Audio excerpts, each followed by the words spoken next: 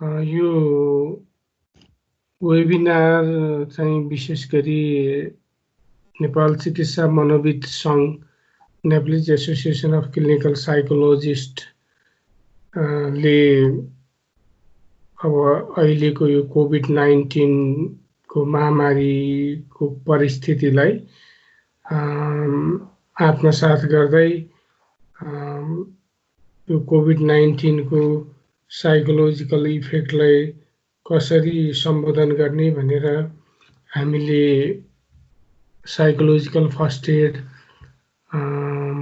को गाइडेन्सहरू बनाएका छौँ र त्यो गाइडेन्स को यो ओरिएन्टेसन वेबिनारमा यहाँहरू सबैलाई स्वागत छ र लगभग मैले 1 घण्टा जति यो साइकोलोजिकल फर्स्ट एड यो कन्टेक्स्टमा अहिले हामी लकडाउनको बेलामा बन्दाबन्दीको बेलामा घरदेखि बाहिर निस्कन नसकिने भएकोले एउटा टाढाबाट नै इन्टरनेटको प्रयोग गर्दै कसरी चाहिँ हामीले प्रभावित व्यक्तिहरूलाई यो अहिलेको महामारीबाट प्रभावित व्यक्तिहरूलाई सहयोग गर्ने, उनीहरूको डर त्रास भावनात्मक अप्ठ्यारोलाई कसरी सहयोग गर्ने भन्ने दृष्टिकोणले यो तयार गरिएको हो र यसमा मैले लगभग 1 घण्टा जति प्रस्तुति गर्नेछु र मेरो प्रस्तुति पछि चाहिँ यहाँहरूको अब जिज्ञासाहरूमा मैले सम्बोधन गर्नेछु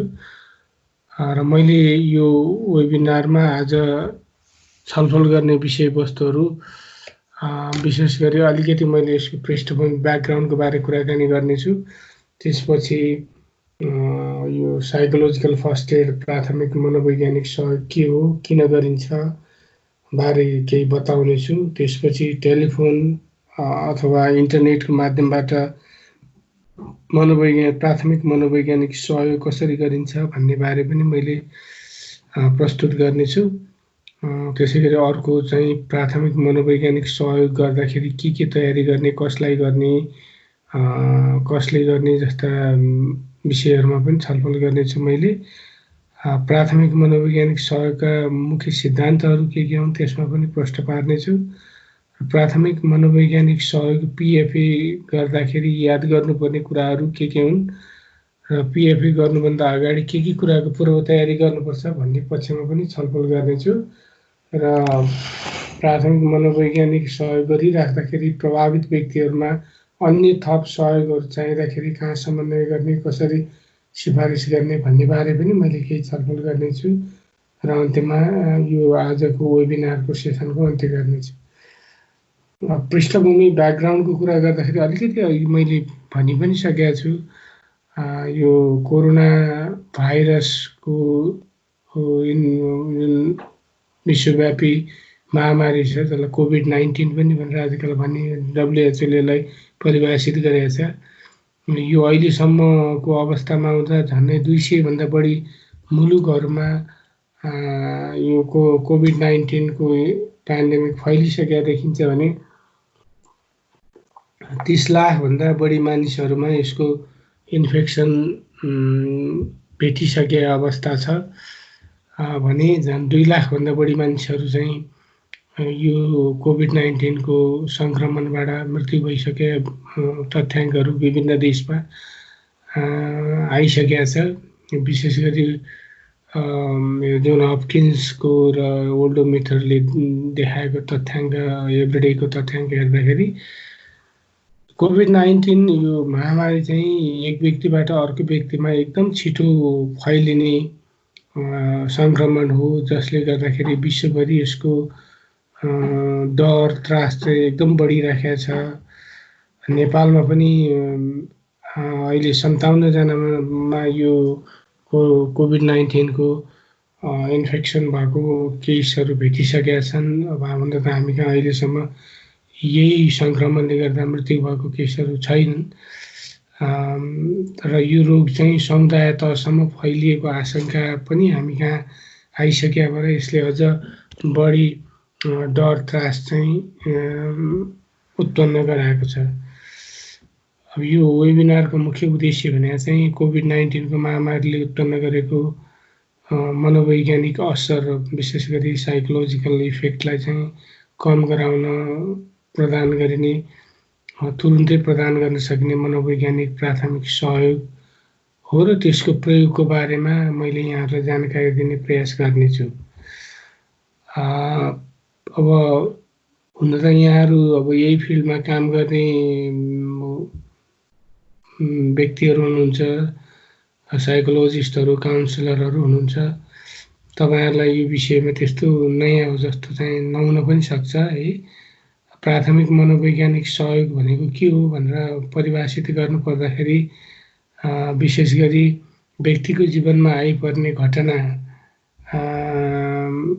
चाहे त प्राकृतिक प्रकोप अथवा मानव सिर्जित घटनाबाट आइपर्ने मनोवैज्ञानिक समस्याहरूलाई तत्काल त्यसलाई न्यूनीकरण गर्न सुरुमा नै दिइने सहयोगलाई प्राथमिक मनोवैज्ञानिक सहयोग भनेर बुझिन्छ। यो चाहिँ घटना घटेपछि तत्कालै प्रभावित व्यक्तिहरूलाई उनीहरूको भावनात्मक अवस्था, इमोसनल सिचुएसनलाई चाहिँ अलि सजिलो बनाउनलाई प्रदान गरिने सहयोग हो। र यो सहयोग किन दिन जरुरी छ त प्राथमिक मनोवैज्ञानिक सहयोग भन्दाखेरि विशेष गरी अब अहिले कोरोना भाइरसको पेन्डेमिकबाट प्रभावित व्यक्ति समुदायलाई तत्काल उनीहरूको शारीरिक अथवा भावनात्मक सुरक्षा प्रदान गर्न र उनीहरूलाई भावनात्मक रूपमा इमोसनली अलि स्टेबल, स्थिर र शान्त बनाउन मद्दत गर्न र मानिसहरूबिच सम्मानजनक र भेदभाव रहित सम्बन्धको स्थापना कायम गर्नको निम्ति अब यो अहिले चाहिँ कोभिड-19 भएको व्यक्तिहरूप्रति अलि बढी भेदभाव गर्ने होइन, मान्छेहरूले सम्पर्कमा आउन नचाहने, छुट्याउने, एक्ल्याउने जस्ता घटनाहरू पनि धेरै देखिएको भएर त्यस्तो अवस्थामा यस्ता प्रभावित व्यक्तिहरूलाई अझै बढी मनोवैज्ञानिक असर बढ्ने हुनाले चाहिँ साइकोलोजिकल फर्स्ट एड प्रदान गर्ने व्यक्तिले एउटा सम्मानपूर्ण ढङ्गले त्यो प्रभावित व्यक्तिको समस्या, अप्ठ्यारो सुनिदिने, हौसला प्रदान गर्ने भएको भएर पनि यो यसले धेरै मद्दत गर्छ भनेर प्रश्न पार्न खोजिए पनि हो यसको उद्देश्यमा। त्यसै गरी अब यो समस्याबाट प्रभावित व्यक्तिहरूलाई गम्भीर वा जटिल प्रकारको मनोवैज्ञानिक वा मानसिक समस्या हुनबाट जोगाउन पनि यो प्राथमिक मनोवैज्ञानिक सहयोग प्रदान गर्नु जरुरी हुन्छ र यस्ता व्यक्तिहरूलाई तत्काल उनीहरूको अरू आवश्यकता पहिचान गर्ने र सोही अनुसारको व्यावहारिक सहयोग प्रदान गर्न मद्दत गर्न पनि प्राथमिक मनोवैज्ञानिक सहयोग जरुरी हुन्छ भने जतिसक्दो चाँडो प्रभावित व्यक्तिहरूलाई उनीहरूको परिवार, साथीभाइ, छरछिमेक अथवा लगायत अन्य सामाजिक सहयोगको सञ्जालसँग जोड्नलाई मद्दत गर्न पनि पिएफएले धेरै सहयोग पुग्दछ। त्यसैले पनि पिएफए जरुरी हुन्छ भने आपतकालीन घटना पश्चात मनोसामाजिक समस्या, कठिनाइसँग सामना गर्नको लागि व्यक्तिलाई आवश्यक तथा सहयोगी जानकारी, सूचना प्रदान गर्न पनि यो मनोवैज्ञानिक प्राथमिक सहयोग जरुरी हुन्छ। समस्यामा रहेका व्यक्तिलाई पूर्ण रूपमा सामान्य जीवनमा फर्किनको लागि आवश्यक पर्ने सहयोगको पहिचान गरी सोही अनुसारको सहयोग प्राप्त गर्नलाई सहजीकरण गर्न पनि प्राथमिक मनोवैज्ञानिक सहयोगले मद्दत गर्दछ। अब टेलिफोन लगायत सञ्चार विधिबाट कसरी प्राथमिक मनोवैज्ञानिक सहयोग दिन सकिन्छ भन्ने विषयमा यहाँहरूलाई अलिकति बताउँदछु। यहाँहरूले यो पावर पोइन्टमा देखि पनि राख्नु भएको छ। विशेष गरी यो पिएफए दिने व्यक्तिले सेवाग्राहीलाई र आफूलाई पनि सङ्क्रमण हुनबाट बचाउनु हामी सबैको दायित्व हो होइन। त्यसैले अब यतिखेर चाहिँ यो बन्दाबन्दीको अवस्थामा हामीले प्रत्यक्ष भेटेर प्रभावित व्यक्तिको भावना अथवा चिन्ता, डरमा हामीले काम गर्न अहिलेको परिस्थितिले हामीलाई पनि र प्रभावित दुवैलाई अप्ठ्यारो एउटा जोखिम हुने भएको भएर चाहिँ टेलिफोन या सामाजिक सञ्जाल, इन्टरनेट मार्फत चाहिँ यो मनोवैज्ञानिक सहयोग प्रदान गर्ने अहिलेको आवश्यकता हो र यो चाहिँ हाम्रो निम्ति एउटा मौका पनि हो। हामीसँग भएको प्रविधि प्रयोग गरेर हामीले धेरै मान्छेहरूलाई सहयोग गर्न पनि सक्छौँ। र यसैको लागि नेप्लिज एसोसिएसन अफ क्लिनिकल साइकोलोजिस्टहरूको एसोसिएसनले र epidemiology disease control division EDCD स्वास्थ्य मन्त्रालय तथा विश्व स्वास्थ्य सङ्गठनले यो टेलिफोन अथवा इन्टरनेटको प्रविधिबाट प्रदान गर्ने PFA को निर्देशिका नेपाली भाषामा तयार गरिएको हो र यो गोष्ठी त्यसैको लागि गरिएको हो। अब कसलाई दिन्छौँ त हामीले प्राथमिक मनोवैज्ञानिक सहयोग भन्नाले कोभिड-19 को महामारीबाट प्रभावित व्यक्तिहरू, त्यो भन्नाले सङ्क्रमित जो यो कोभिड-19 बाट संक्रमण नै भइसक्नु भएको व्यक्ति, अब कोभिड-19 को संक्रमणको कारणबाट परिवारको सदस्य मृत्यु भएका व्यक्तिको परिवारको सदस्यहरूलाई पनि यो PFA एकदम जरुरी हुन्छ भने आइसोलेसन एकान्तवासमा रहेका प्रभावितहरूको लागि पनि उनीहरूकोमा धेरै मनमा धेरै डर, त्रास, पीड, चिन्ताहरू हुने भएको भएर PFA धेरै जरुरी हुन्छ। त्यसैगरी संक्रमित व्यक्तिको हेरचाहमा खटिएका स्वास्थ्यकर्मी, चिकित्सकहरू, परिवारका सदस्यहरू यदि होम क्वारेन्टाइनमा हो, आइसोलेसनमा बसिया छ भने उनीहरूको पीड चिन्तालाई पनि सही तरिकाले चाहिँ सम्मानपूर्वक सुनिदिनु र प्रश्न पारिदिनु जरुरी हुन्छ। भने बन्दाबन्दीका कारण कोरोनाले त्रसित व्यक्ति, परिवार, समाजसँग पनि हामीले यो प्राथमिक मनोवैज्ञानिक सहयोग प्रदान गर्न सक्छौँ। कसले दिने भन्ने क्रममा चाहिँ अब अहिले हामी जो छौँ यहाँ सहभागी, हामी आफै पनि अहिले यो वेबिनार चाहिँ हामी आफैले कसरी गर्न सकिन्छ भनेर एउटा ओरिएन्टेसन हो। त्यसैले हामी सबै नै यसको निम्ति यो सहयोग गर्ने व्यक्ति हौँ। त्यसो भनिराख्दा जस्तो क्लिनिकल साइकोलोजिस्ट, होइन, साइकोलोजिस्ट, साइकाट्रिस्टहरू, मनोचिकित्सक, त्यसै गरी साइकोसोसियल काउन्सिलर्स, सोसियल वर्कर यदि यो विषयमा उहाँहरूलाई तालिम पाउनु पाएको छ भने सामाजिक कार्यकर्ता तथा स्वयंसेवक, शिक्षक, प्रहरी, अब समुदायका अगुवा व्यक्तिहरू, अब रेड क्रस कर्मीहरू, स्वास्थ्य कर्मीहरू, सञ्चारकर्मीहरू, कतिपय बेला यो ट्रेडिसनल हिलिङमा काम गर्ने परम्परागत उपचार कर्मीहरूलाई पनि उहाँहरूले यो विषयमा तालिम पाउनु भएको छ भने यो सहयोग गर्न सक्नुहुन्छ। अब प्राथमिक मनोवैज्ञानिक सहयोग हामीले कहिले दिने त भन्ने प्रश्नमा चाहिँ यो अहिलेको परिस्थितिमा चाहिँ यो महामारीको परिस्थितिले समुदायमा निम्त्याउने तनाव निरन्तर रूपमा भइरहेको अवस्थामा समुदायको परिस्थिति अवलोकन अनुसार शीघ्र सहयोग, जतिसक्दो छिटो सहयोगको आवश्यकता भएकोले प्राथमिक मनोवैज्ञानिक सहयोग दिनुपर्दछ। यतिखेर धेरै समुदायमा धेरै मानिसहरूलाई चाहिँ यो खालको सहयोग जरुरी हुन्छ। अझ क्वारेन्टाइनमा बसेकाहरूमा यो सहयोगहरू अझै धेरै हुन्छ। त्यसैले अहिले यतिखेरै यो चाहिँ PFA गर्ने बेला हो।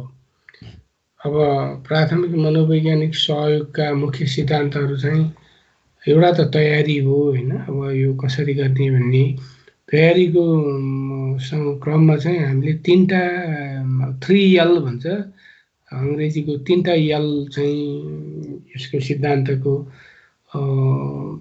अंश हो भनेर भन्छ।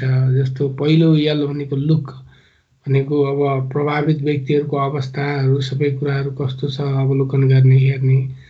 त्यसपछि प्रभावित व्यक्तिहरूको भावना, उनीहरूको भनाइहरू, चिन्ताहरू सुनिदिने र प्रभावित व्यक्तिहरूलाई थप सहयोगको निम्ति, सुरक्षाको निम्ति कहाँ समन्वय गर्नुपर्ने हुन्छ त्यसको लागि लिङ्क गर्ने भन्छ। अब यो हेर्ने अथवा याद गर्ने, अवलोकन गर्ने कुरामा चाहिँ सेवाग्राहीको वर्तमान अवस्था कस्तो छ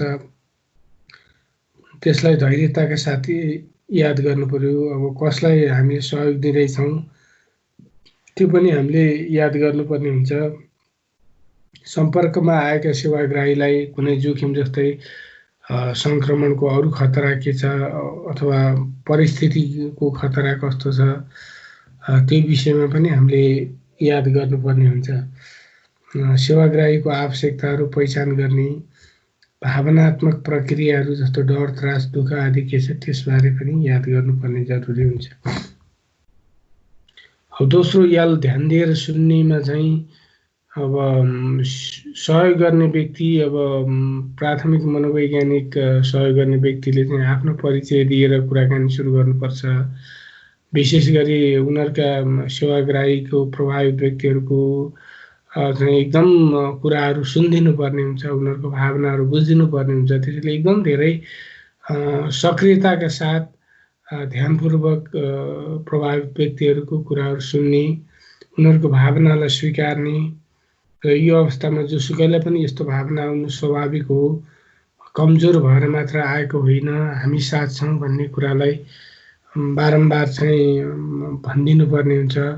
र यस्तो बेलामा अझ यो पिएफए कर्ताहरूले भन्नै पर्ने चाहिँ के भने अहिलेको परिस्थिति असामान्य हो, किनभने यस्तो खालको महामारी त हामीले अहिलेसम्म अनुभव गरेका थिएनौँ। हाम्रो यो जति हामी अहिले वर्षको उमेर भयौँ, त्यसैले हामीले अनुभवै नगरेको घटना भएको र यो घटना असामान्य हो र यस्तो असामान्य घटनाप्रति मान्छेले अनुभव गर्ने भावनाहरू व्यवहारहरू चाहिँ सामान्य हुन्। त्यो चाहिँ धेरै मान्छेलाई हुन्छ र यो शरीरले यो अनिश्चित अवस्थामा अब यो इन्फर्मेसन जानकारी यति धेरै आइराखेको अवस्थामा स्वाभाविक त यो प्रतिक्रिया जनाउँदछ।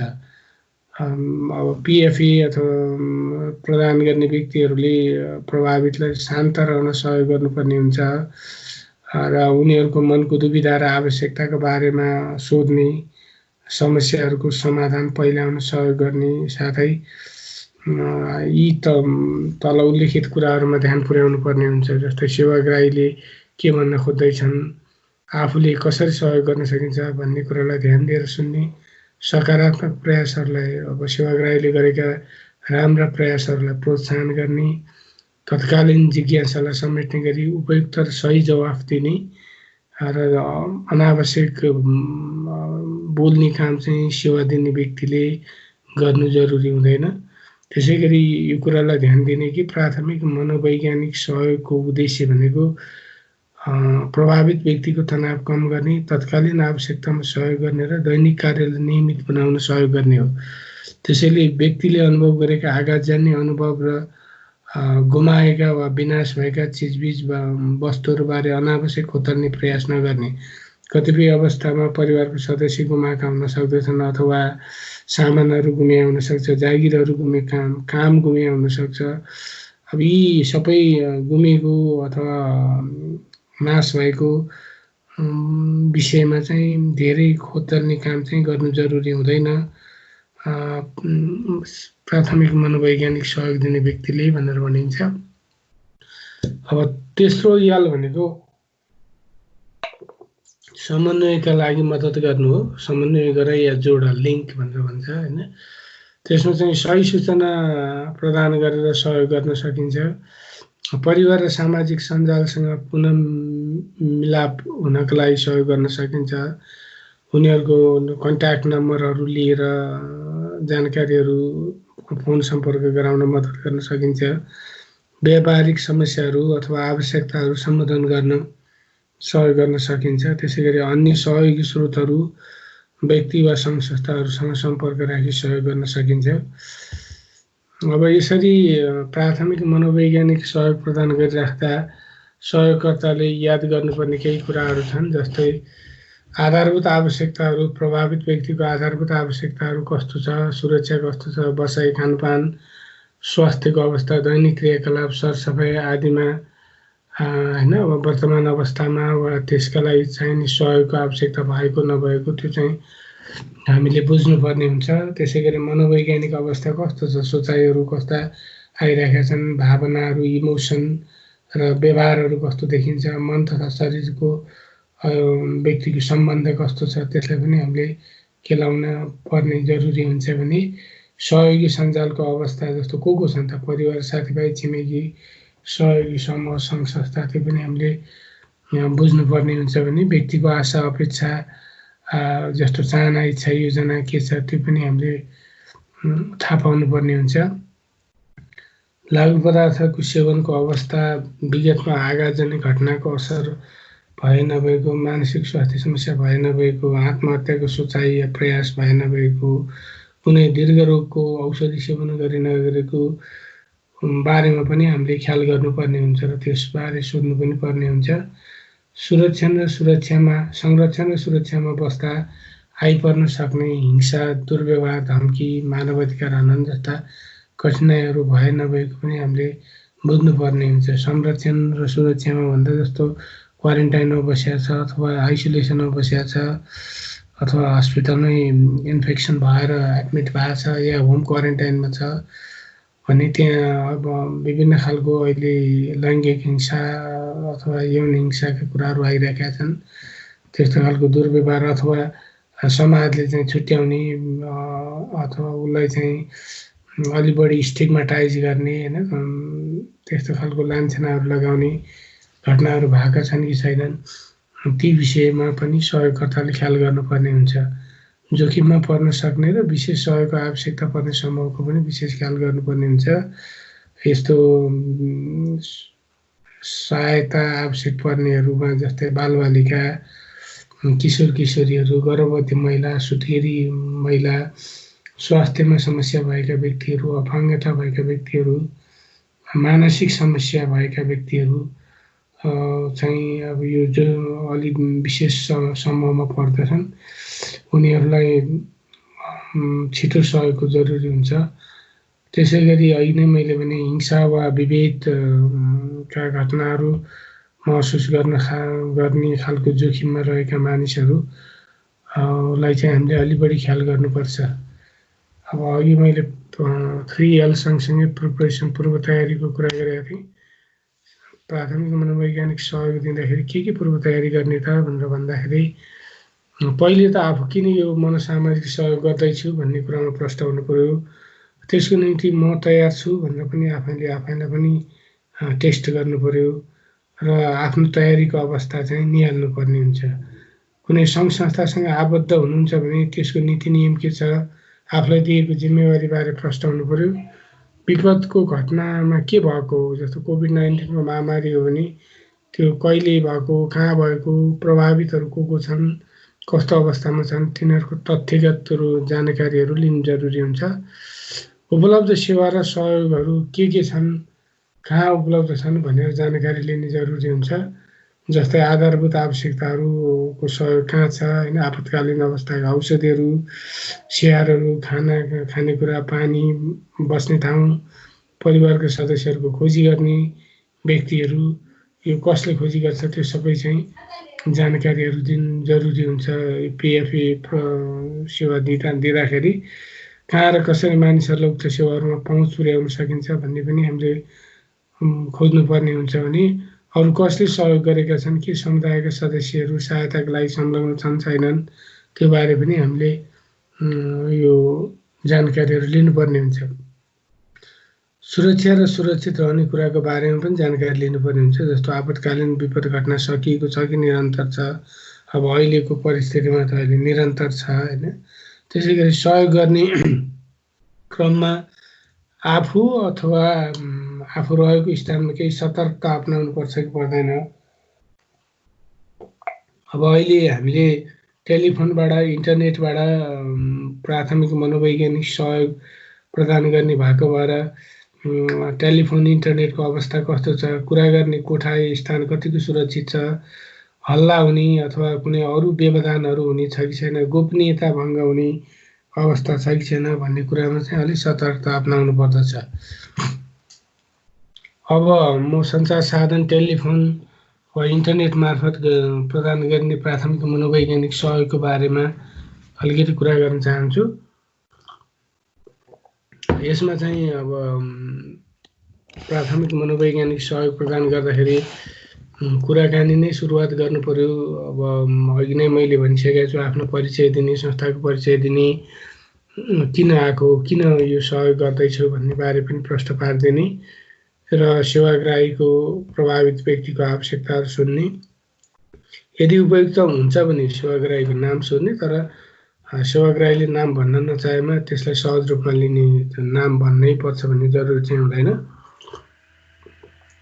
परिचय लिइसकेपछि गोपनीयताको बारे बुझाइदिने, यदि पहिले नै सेवा दिएको सेवाग्राही हो भने पनि गोपनीयताको कुरा फेरि पनि टेलिफोन वा इन्टरनेट मार्फत बुझाइदिनु पर्ने जरुरी हुन्छ।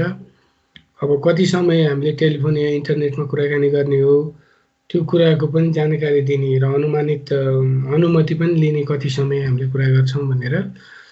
त्यसै गरी सेवाग्राहीसँग टेलिफोन वा इन्टरनेट मार्फत प्रदान गरेको यो सहयोगको उद्देश्य बारेमा पनि प्रष्टसँग जानकारी दिने र सेवाग्राहीलाई कसरी सहयोग गर्न सक्नुहुन्छ, तपाईँ हामीले कसरी सहयोग गर्न सक्छौँ त्यस बारेमा पनि सोध्ने र प्रश्न पारिदिने, सेवाग्राहीको कुरा ध्यान दिएर सुनिदिने, आवश्यकता अनुसार प्रतिक्रिया दिने हैन, सेवाग्राहीको कुरालाई समय समयमा दोहोऱ्याइदिने आवश्यकता अनुसार। अब अर्को चाहिँ यो सेवाग्राहीको मनको कुरा सुन्न र सहयोगको लागि IFRC को मार्गनिर्देशनको आधारमा केही बुँदाहरू प्रयोग गर्न सकिन्छ, जुन म तपाईहरुलाई बताउँदैछु। सेवाग्राहीको कुनै कुरामा चिन्तित भएमा उनको चिन्ताको विषयमा थप प्रश्न गर्ने, अतिरिक्त तनाव चिन्तामा रहेको अवस्थामा अलिकति सान्त्वना दिने, बुझाइदिने, सङ्कटको बेलामा धेरैलाई यस्तो हुन्छ र यो खालको चिन्ता पीर सामान्य हो भनेर बुझाउनु पर्यो। मनमा आउने अब विचलन पीडाको भावनाहरूलाई हामीले बुझ्नुपर्ने हुन्छ र सकिन्छ भने त्यसको नाम नै उल्लेख गर्दा अझ धेरै प्रभावित व्यक्तिलाई सहयोग हुन्छ। जस्तो मनमा सताइरहेको यो गाह्रो अप्ठ्यारो भावनालाई मेरो मनको एउटा भावना पो रहेछ भनेर स्वीकार्न सकेमा चाहिँ त्यसले सहज हुन्छ। जस्तो यो मेरो त्यो डर पो रहेछ अथवा मलाई रिस पो उठ्या रहेछ भनेर सेवाग्राहीले नै त्यसलाई पहिचान गर्न, नाम दिन सक्दाखेरि अझ सहज हुन्छ भनेर पनि बुझाउनु पर्ने हुन्छ। त्यसै गरी सेवाग्राहीले दिनभर नै चिन्ताको कुरा पटक पटक आइरहने कुरा बताएमा त्यस्तो चिन्ताको सोचाइलाई कसरी सीमित गर्ने, त एउटा निश्चित समयमा मात्र त्यो सोचाइलाई कसरी समय दिने भन्ने बारे पनि हामीले बुझाउन सक्छौँ। जस्तो यहाँ एउटा उदाहरण दिएको छ, मैले यो चिन्ताको विषयमा सोध्नको लागि अलग्गै समय छुट्याएको छु भनेको PFE दिने व्यक्तिले भन्नु पर्यो। मैले आफूले चाहिँ मलाई नि यस्तो चिन्ता लाग्दाखेरि एउटा निश्चित समय छुट्याएको छु र यो कुरालाई चाहिँ म त्यो समयमा मात्रै सोध्छु भनेर आफ्नो मनलाई सम्झाउने गर्छु भनेर तपाईले पनि यसरी अभ्यास गर्न कस्तो हुन्छ भनेर पनि बुझाउन सकिन्छ। अब कतिपय अवस्थामा त्यो समय कहिले हुन सक्छ ताकि त्यो समयमा फेरि धेरै बेरसम्म त्यही चिन्तामा नअल्झिरहनलाई चाहिँ निश्चित समयपछि कसरी रोक्ने भन्ने पनि जस्तो अलार्म राख्न सकिन्छ, मोबाइल हुन्छ हैन, केही न केही संकेत राखेर त्यो संकेत त्यो समय पुग्ने बित्तिकै चाहिँ फेरि आजलाई यो समय सकियो भनेर भन्न पनि सक्नुपर्छ। यो बाहेक अन्य उपायहरू चाहिँ जस्तो यस्तो अवस्थामा अब हामीले पर्याप्त आराम दिनुपर्छ भन्ने कुरा बुझाउनु पर्यो।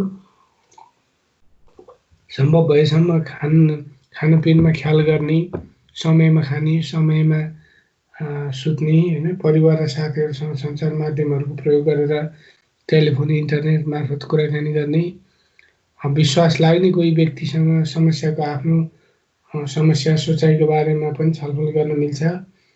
आफूलाई आराम दिने क्रियाकलापहरू गर्ने जस्तै हिँड्ने, गाउने, पूजापाठ गर्ने, प्रार्थना गर्ने, बालबालिकासँग खेल्ने, शारीरिक अभ्यास गर्ने जस्तै योग, यदि योग अभ्यासहरू आफूलाई आउँछ भने त्यो पनि एउटा निश्चित समयमा गर्न मिल्यो। कतिपय बेला अरूलाई सहयोग हुने काममा पनि हामी सुरक्षित तरिकाले लाग्न सक्छौँ। अब यी विभिन्न तरिकाहरू छन्। घरकै विभिन्न कामहरूमा हामी व्यस्त हुन सक्छौँ, जुन कामले चाहिँ जस्तो सकारात्मक अनुभव पनि दिन्छ र घरमा पनि धेरै राम्रो परिवर्तन हुन्छ, घरका परिवारका सदस्यलाई पनि सहयोग हुन्छ। इभन भान्साकै काम, घर सफा गर्ने काम, सामान मिलाउने काम, अब पढ्ने काम, सबै मिलेर पनि पढ्ने अथवा आफ्नो भावनाहरू बाँड्ने, यदि हामी घरमा बसेका छौँ भने चाहिँ तनाव कम गराउने अभ्यासहरू गर्न सक्छौँ। विशेष गरी श्वास प्रश्वासको विधि जसलाई प्राणायाम पनि भनेर धेरै चाहिँ यहाँहरूले कतिपय बेला युट्युबमा, टेलिभिजनको च्यानलहरूमा पनि पाउनुहुन्छ। श्वासलाई बिस्तारै गहिरो श्वास लिने, बिस्तारै छोड्ने विधिहरू छन्। त्यसले प्रयोग गर्दाखेरि पनि धेरै तनाव कम हुन्छ। मांसपेशीको अभ्यास, सुरक्षित अवतरणको अभ्यासहरू चाहिँ अब पिएफई गर्ने व्यक्तिले सेवाग्राहीलाई गराउनु पर्ने हुन्छ है। मांसपेशीको अभ्यास भन्नाले शरीरको विभिन्न मांसपेशीहरू कडा गर्दै छोड्दै गर्दाखेरि पनि त्यसले एक खालको तनाव कम गरेर आराम महसुस हुन्छ हैन। एकैचोटि शरीरको सबै मांसपेशी कडा गरेर केही समय सास पनि छिटो छिटो नाक मुख बेसकन बन्द गरेर नाकबाट मात्रै मुख बन्द गरेर नाकबाट मात्रै सास छिटो छिटो लिएर छोड्ने तुरुन्तै एउटा क्विक प्रोग्रेसिभ मस्कुलर रिल्याक्सेसन भन्छ क्युपिएमा, जुन चाहिँ छिट्टै पनि विदिन 10-15 सेकेन्डमा नि गर्न सकिन्छ। अर्को चाहिँ अब जस्तो हातको मांसपेशीहरू कडा गर्दै छोड्दाखेरि पनि सहयोग मिल्छ। खुट्टाको मांसपेशीहरू पनि पालै पालो कडा गर्दै छोड्दा पनि मिल्छ। अब पाखुरा, कम्मर हैन, अब अनुहारको मांसपेशीहरू त्यसरी पालै पालो गर्न नि मिल्छ। क्वारेन्टाइन वा आइसोलेसनमा रहेका व्यक्तिहरूसँग हामीले प्राथमिक मनोवैज्ञानिक सहयोगको कुरा गर्दैछौँ भने उनीहरूको शारीरिक तथा मानसिक स्वास्थ्यको बारेमा छलफल गर्ने, विशेष गरी यस्तो बेला के गर्ने, के गर्न हुने नहुने आवश्यक जानकारीहरू दिने। अब समन्वय सिफारिस र हाम्रो पिएफएको कुराकानी समाप्त गर्ने चरणमा चाहिँ विशेष गरी समन्वयको लागि चाहिँ सही सूचनाको लागि सहयोग गर्न सकिन्छ। जस्तै सही सूचना कहाँबाट र कसरी प्राप्त गर्ने भन्ने बारेमा छलफल गर्न मिल्छ। आवश्यक परेमा त्यस्तो तपाईसँग हामीसँग भएको जानकारीहरू प्रदान गर्नुपर्ने हुन्छ सेवाग्राहीलाई। त्यसै गरी हामीले सेवा प्रदायक भन्नाले हामीले जानकारीहरू, सूचनाहरू प्रवाह गर्नु परेको अवस्थामा अथवा दिनु परेको अवस्थामा प्रदान गरेको सूचनाका स्रोत र त्यसको विश्वसनीयताको बारेमा पनि बताइदिनुपर्छ। के थाहा छ त्यो मात्रै भन्ने, बनावटी सूचनाहरू अथवा सुनेको भरमा र यस्तो रे उस्तो रे भन्ने गलत जानकारीहरू नदिने। आफूलाई थाहा छैन भने त्यो विषयमा मलाई जानकारी छैन, मैले पनि वास्तविक स्रोतबाट बुझ्नुपर्छ भनेर भन्नु राम्रो हुन्छ। सेवाग्राहीले सूचना सुनेको र बुझेका छन् भन्ने कुराको चाहिँ हामीले निश्चित गर्नुपर्छ। सेवाग्राहीले हामीले दिएको सूचना सुन्नै चाहेको छैन भने त्यो परिस्थितिमा जानकारी दिएर फाइदा पनि हुँदैन। सरी। त्यसै गरी परिवार र सामाजिक सञ्जालसँग कसरी जोड्ने प्रभावित व्यक्तिलाई, त्यो सहयोग एकदम महत्त्वपूर्ण हुन्छ। किनभने आफन्तसँग जोडिनु पाउँदाखेरि पनि प्रभावित व्यक्तिको मनको डर त्रास चाहिँ निकै कम हुन्छ। अब अहिले चाहिँ क्वारेन्टाइनमा अथवा एक्लै बस्नुपर्ने हैन, आइसोलेसनमा बस्नु परेको अवस्थामा चाहिँ हामीसँग मोबाइल हुन्छ। मोबाइल मार्फत पनि आफ्नो इष्टमित्र परिवारहरूसँग अनि मिल्ने साथीहरूसँग पनि अब फेसबुकबाट अथवा मेसेन्जरबाट अथवा अब स्काइपहरूबाट सामाजिक सञ्जालहरू प्रयोग गरेर सम्पर्क गर्न सकिन्छ भन्ने बारे चाहिँ बुझाइदिनु जरुरी हुन्छ। कतिपय अवस्थामा हामीले व्यावहारिक समस्याहरू सामना गर्न र अन्य सेवामा समन्वय र सिफारिस गर्नु पनि पर्ने हुन्छ। व्यावहारिक समस्याको सामना गर्न सहयोग गर्दाखेरि चाहिँ जस्तो अब भनौँ न, मान्छेलाई दैनिक आवश्यकता खानपिनको अनि बस्ने ठाउँको, यदि अब मेडिकल सर्भिस चाहिएको छ भने, औषधिहरू चाहिएको छ, डक्टरको सेवा चाहिएको छ, या साइकोलोजिस्टको सेवा चाहिएको छ, साइकियाट्रिस्टको सेवा चाहिएको छ भने त्यस्तो सहयोगको लागि अब व्यावहारिक सहायता चाहिएमा चाहिँ हामीले सेवाग्राहीलाई जानकारीहरू दिनुपर्ने हुन्छ। कहाँ चाहिँ सम्पर्क गर्न मिल्छ र कसरी त्यो सेवा लिन सकिन्छ भन्ने पनि बुझाइदिनु पर्ने हुन्छ। त्यसै गरी सेवाहरूको लागि सम्पर्क विवरणहरू दिनुपर्ने हुन्छ। अब कतिपय बेला सोझै सिफारिस गर्न पनि सकिन्छ यदि अब कुनै व्यक्तिमा धेरै नै अप्ठ्यारो मानसिक अवस्था अथवा शारीरिक समस्याहरू या सुरक्षाको जोखिमहरू बढी छ भने सहयोगको लागि सहयोगकर्ताले सामाजिक सहयोग गर्ने संस्थाहरूमा सम्पर्क गर्न पनि सकिन्छ। जस्तो त्यस्ता संस्थाहरूको नम्बरहरू हामीसँग ठेगानाहरू उपलब्ध हुनु पर्यो। छ भने हामीले त्यो व्यक्तिलाई पनि सोध्न सक्छौँ होइन। प्रभावित व्यक्तिसँग पनि त्यस्तो सम्पर्क अलरेडी हुन पनि सक्छ। छ भने राम्रो भइहाल्यो, छैन भने हामीले पनि पत्ता लगाएर उहाँहरूलाई उपलब्ध गराउन सकिन्छ। अब धेरैजसो मानिसहरू अब यस्तो बेलामा केही समय पश्चात नै पहिलेकै जस्तो सामान्य अवस्थामा आउँछन् होइन। अब तर अब विशेष गरी क्वारेन्टाइनमा बसेका मान्छेहरू 14 दिन बस्नुपर्ने, अब आइसोलेसनमा भएका मान्छेहरू पनि कम्तीमा 14 दिन बस्नुपर्ने, त्यस्तोमा चाहिँ अब यो मनको डरहरू बिस्तारै हट्दै जान्छ।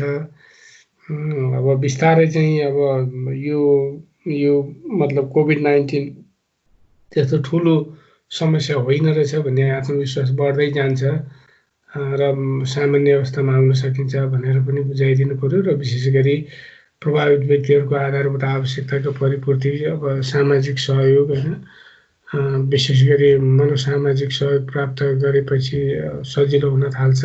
यसरी हामीसँग कुरा गरेपछि तपाईँले जति जानकारी पाउनुहुन्छ, तपाईँले सम्पर्क गर्ने विभिन्न आफन्तहरू अथवा आफ्नो साथीहरू भेटाउन थाल्नुहुन्छ, जसले गर्दा यहाँलाई अझ सजिलो हुन्छ भनेर नि बुझाइदिनु पर्यो।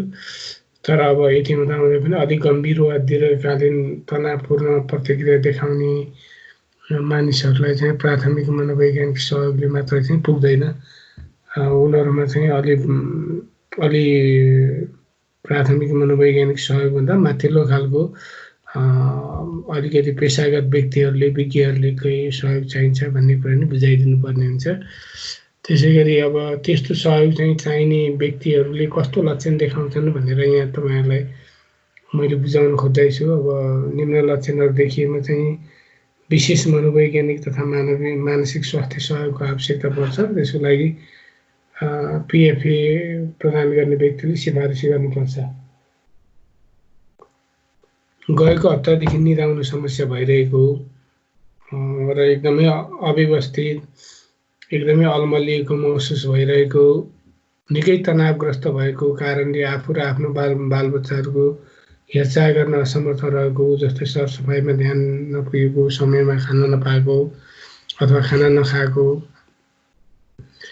आफ्नो व्यवहारमा नियन्त्रण गुमाएको, अप्रत्याशित अचानक एकदम एग्रेसिभ हिंसात्मक व्यवहारहरू देखाएको, सामान्यभन्दा बढी वा एकदम धेरै लागु औषध वा जाँड रक्सी या धूम्रपान एकदम धेरै सेवन गरेको, आफू र अरूलाई हानि वा नोक्सान पुर्याउने खालको व्यवहार वा धम्की दिएको छ अवस्थामा, एकदमै कठिनाइको अवस्था पूर्व नै मनोवैज्ञानिक जस्तो अहिलेको यो लक्षणहरू मैले भनिराखेको अवस्था लक्षणहरू देखिनुभन्दा पहिला नै व्यक्तिमा कुनै मनोवैज्ञानिक या मानसिक समस्या भएको वा त्यसको औषधि खाइरहेको अवस्था छ भने र क्रोनिक डिजिजहरू छ, जीर्ण वा दीर्घ रोगहरूको जस्तो स्वास्थ्य अवस्था वा आवश्यक स्वास्थ्य सहयोगको खाँचो भएको बेलामा र विशेष गरी गम्भीर मानसिक रोगको लक्षण यस्तो भनेको अब डिप्रेसन, सुसाइड होइन, आत्महत्याको जोखिम भएको, अब मानसिक असन्तुलन, अब एक्युट साइकोटिक सिम्पटम्सहरू अथवा क्रोनिक साइकोटिक सिम्पटम्सहरू पनि देखिन सक्छन्। विभिन्न खालको इमोसनल अथवा भावनात्मक यो स्थायित्वमा चाहिँ गडबडी आउने समस्याहरू देखिन सक्छन्।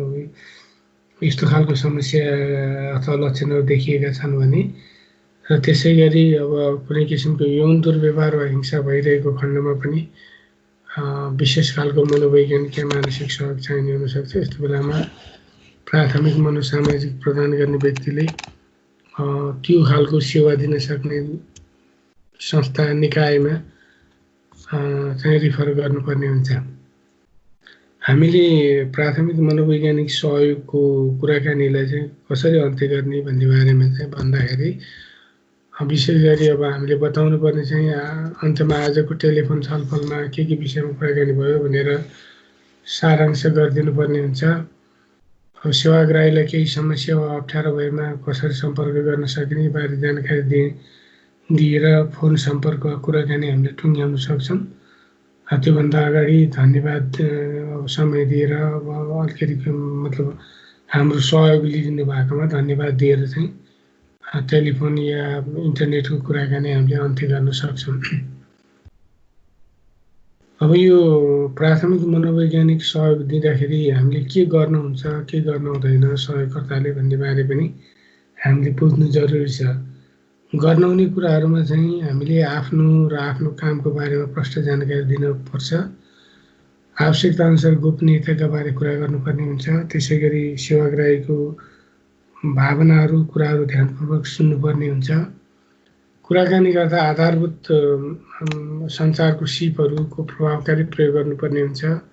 सकेसम्म हामी नरम भएर स्थानीय भाषाको प्रयोग गर्न सकिन्छ या बुझ्ने सामान्य सहज भाषाको प्रयोग गर्नु चाहिँ जरुरी हुन्छ। अब कुरा गर्दाखेरि अलिकति न्यानोपना अलिकति सम्मान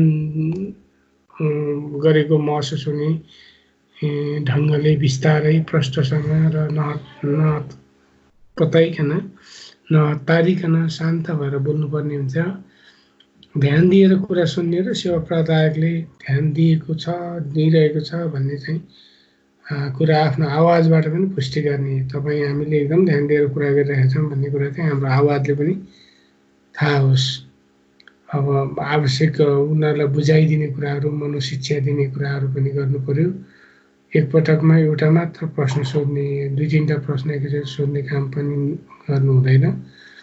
खुल्ला प्रश्नहरू बढी प्रयोग गर्ने, सेवाग्राहीको भावनाको सम्मान गर्ने र उहाँको अवस्थालाई बुझ्दै मनको कुराहरू पोख्ने वातावरण बनाइदिने, सामाजिक सञ्जालबाट सहयोग लिन प्रोत्साहन दिने, सेवाग्राहीका सबल पक्षहरू जस्तै आफूलाई सेयर गर्न सक्ने कुरा, समस्यासँग जुझ्ने शीघ्र व्यक्तिगत स्रोत साधनलाई चाहिँ अझै हामीले समर्थन दिने अथवा हौसला दिने।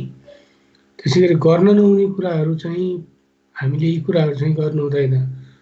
पीडितलाई अझ बढी पीडा हुने खालको प्रश्नहरू नगर्ने, कसैलाई पनि उनीहरूको कुरा भन्नको लागि दबाब नदिने, पूर्वाग्रही भएर प्रश्न पनि नगर्ने अथवा लान्छना लाग्ने खालको प्रश्न पनि नगर्ने।